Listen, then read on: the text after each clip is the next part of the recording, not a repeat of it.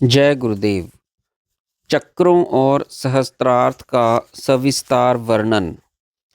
स्थूल देह सप्त धातुओं का बना है। जो अन्न जल खाया पिया जाता है वह जठराग्नि से पचकर रस बनता है। रस से रुधिर, रुधिर से मांस, मांस से मेदा, मेदा से स्नायु, स्नायु से अस्थि, अस्थि से मज्जा और मज्जा से शुक्र बनता है। रुधिर, मांस, मेदा, स्नायु, अस्थि, मज्जा और शुक्र सप्त धातु कहलाती हैं। रक्त को अंग प्रत्यंग में पहुंचाने के लिए रक्त वाहिनी नलिकाएं सदृश नाड़ियां हैं। जब वह रक्त दूषित होकर नीला हो जाता है तब उसको स्वच्छ करने के लिए हृदय में खींचकर फेफड़ों में पहुंचाया जाता है। वहाँ श्वास द्वारा स्वच्छ हो जाने पर यह फिर हृदय में खींच लिया जाता है और रक्तवाहिनी नाड़ियों में भेज दिया जाता है। हृदय पंप का कार्य करता है जिसका एक ओर फेफड़ों से संबंध है और दूसरी ओर रक्त को लाने ले जाने वाली नलिकाओं से नीले रंग के दूषित रक्त को हृदय में खींचने वाली नलिकाएं पित्त नाड़ियाँ यानी वेन्स कहलाती हैं। इसी प्रकार मेद अर्थात चर्बी बनाने वाले द्रव्य की भी नलिकाएं होती हैं जिनको कफ वाहिनी या लिम्फ नाड़ियाँ कहते हैं। मेदा से स्नायु की उत्पत्ति बताई जाती है। ये स्नायु वात अर्थात प्राण वाहिनी नाड़ियाँ नर्व्स कहलाती हैं।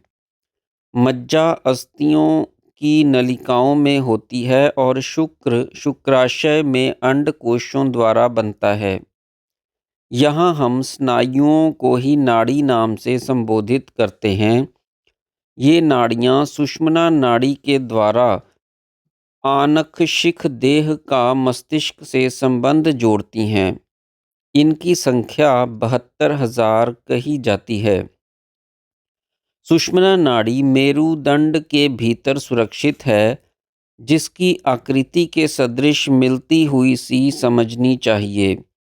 किसी पदार्थ के ऐसे पुर्जों को एक दूसरे पर रखकर और दोनों ओर के बड़े छिद्रों में दोनों ओर बारीक तारों के गुच्छों को पिरोकर सब पुर्जों को ग्रंथित कर लिया जाए तो वह सर्प आकार सुषुम्ना का ढांचा सा दिखने लगेगा। सुषुम्ना के तारों के स्थान पर वे स्नायु हैं जो मस्तिष्क को देह में फैले हुए समस्त नाड़ी जाल से संबंधित करते हैं। बीच के छिद्र से बनी नलिका में एक द्रव पदार्थ भरा रहता है जिसको चंद्रमंडल से निकलने वाला अमृत कहते हैं। इसे सुषुम्ना मानो पान करके पुष्ट होती है। अंग्रेजी में इसे सेरिब्रोस्पाइनल फ्लूइड अर्थात मस्तिष्क शोषमन द्रव कहते हैं।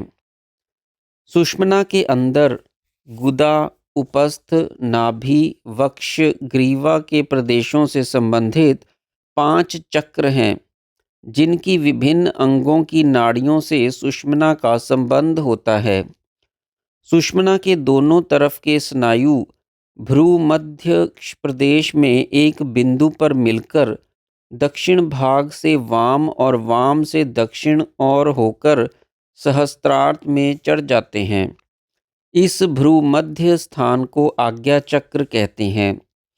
ग्रीवा प्रदेश के चक्र विशुद्ध, वक्षस के चक्र को अनाहत, नाभि प्रदेश के चक्र को मणिपुर, उपस्थ प्रदेश के चक्र को स्वादिष्ठान और गुदा प्रदेश के चक्र को मूलाधार कहते हैं। भ्रूमध्य से ऊपर कपाल संपुट में सुषुम्ना का ऊर्ध्व भाग चारों रूपों में परिणित हो जाता है। सबसे नीचे का भ्रूमध्यस्थ अधोभाग मेड्यूला ऑब्लोंगटा कहलाता है। उसके ऊपर छोटा मस्तिष्क सेरिबेलम और हिंड ब्रेन कहलाता है।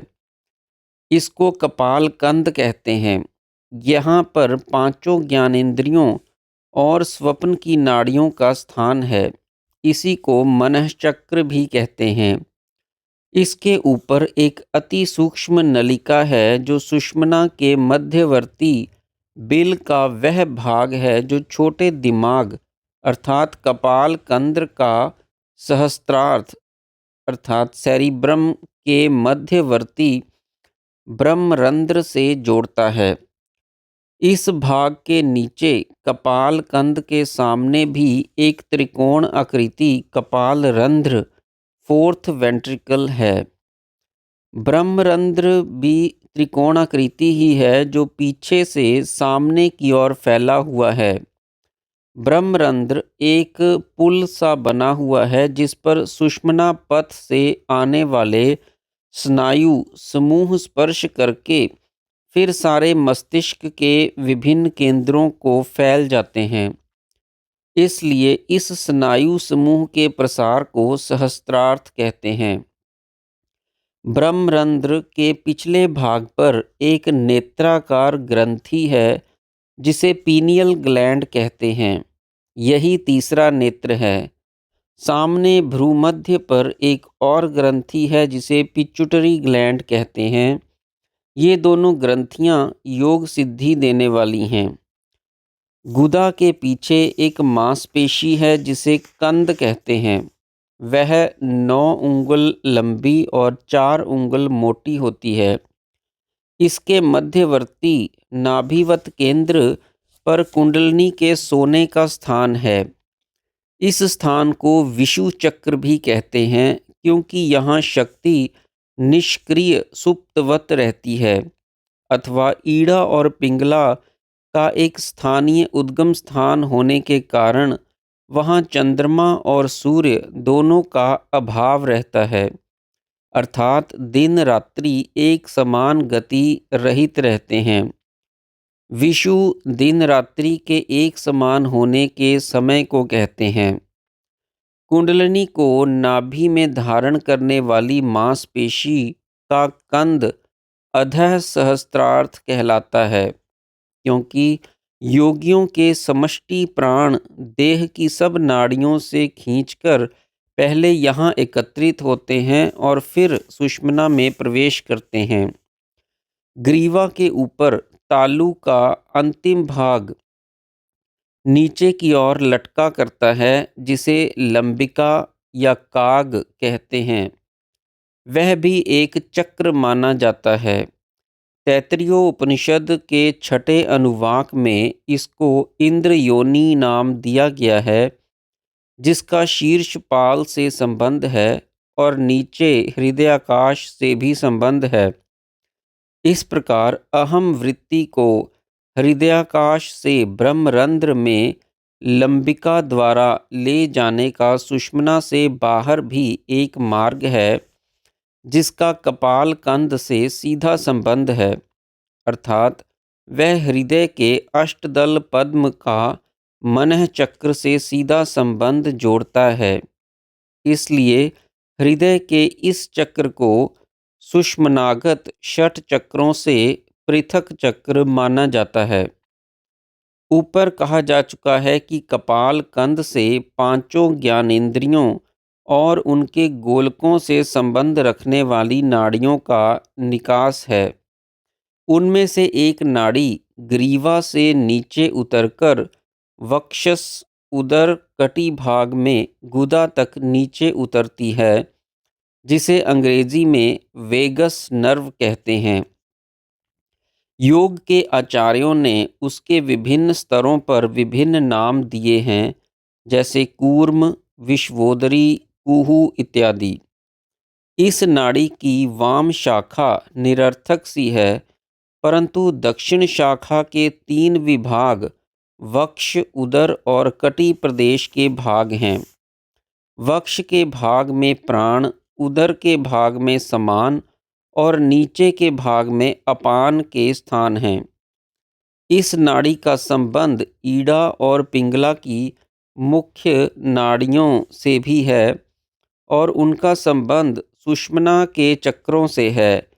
इसलिए यह प्राण समान अपान की नाड़ी स्वतंत्र है और मन के अधीन कार्य नहीं करती।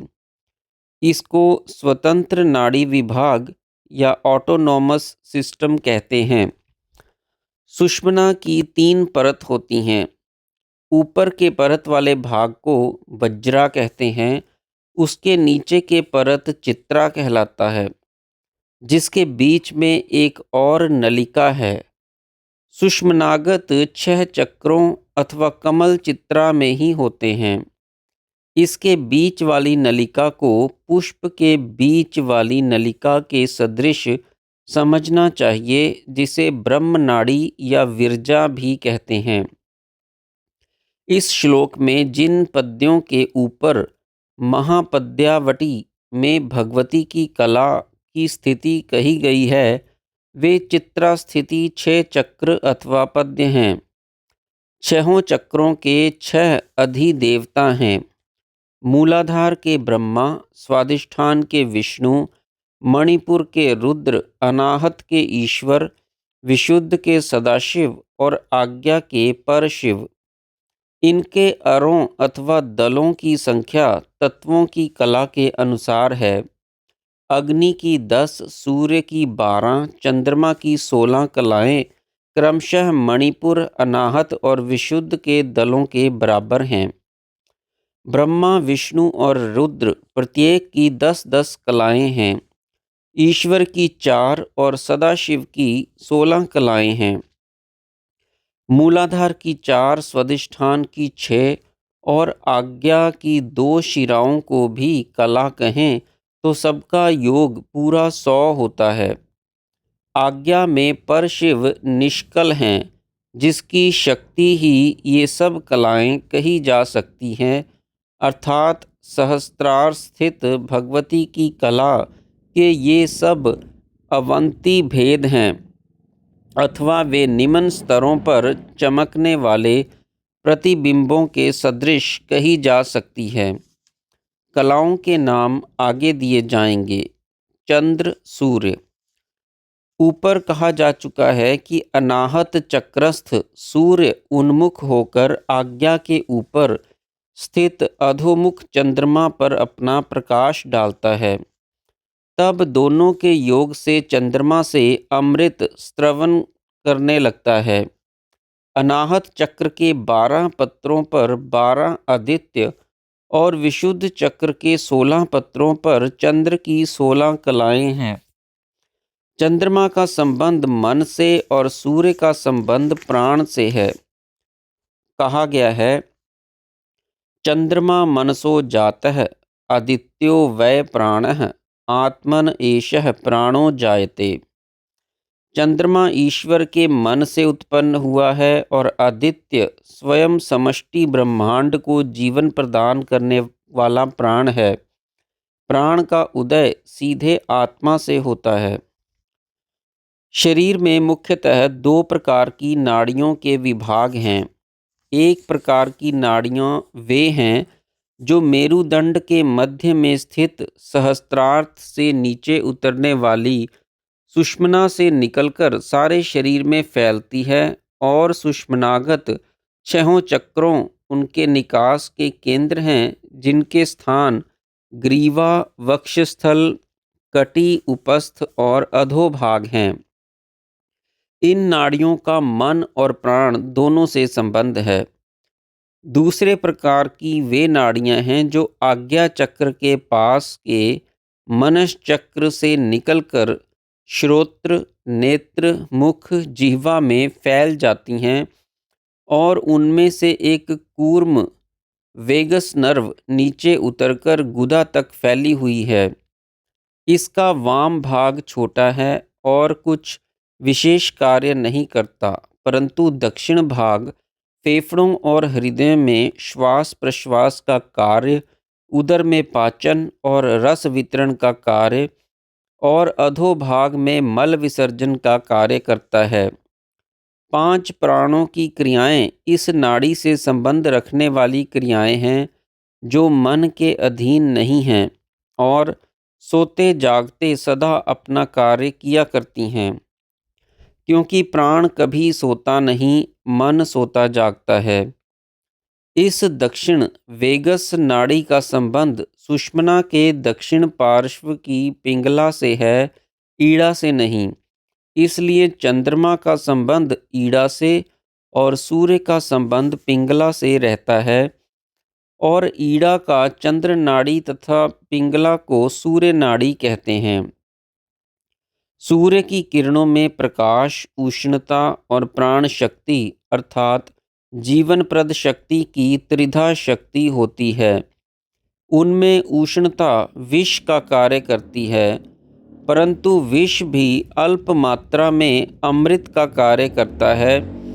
इसलिए सूर्य की उष्णता एक परिमित तापमान की अवधि तक जीवन रक्षा में सहायक होती है और उस अवधि के बाहर मारक सिद्ध होती है।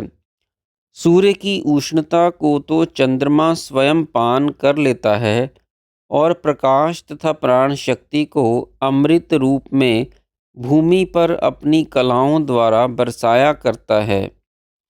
यह बाह्य क्रिया प्राणी मात्र के शरीर पर ईड़ा और पिंगला नाड़ियों द्वारा प्रभाव डालती है। शुक्ल पक्ष में अमृत की बुद्धि और कृष्ण पक्ष में कमी होती है। साधारण प्राणियों में अमृत का संचय नहीं होने पाता। अधोमुख अनाहत चक्र अपनी उष्णता से सब अमृत को सुखाता रहता है, इसलिए उसको विष की वर्षा करने वाला माना गया है। कुंडलिनी के जागने से उसके ऊर्ध्वमुख होने पर उसकी क्रिया चंद्रमंडल पर होने लगती है और चंद्रमंडल से स्रावित अमृत सब नाड़ियों को सींचने लगता है। श्रीमद् भागवत के प्रथम स्कंद के 15वें अध्याय में 41-42 श्लोक संपूर्ण योग मार्ग के अनुष्ठान का बड़ा सुंदर वर्णन करते हैं।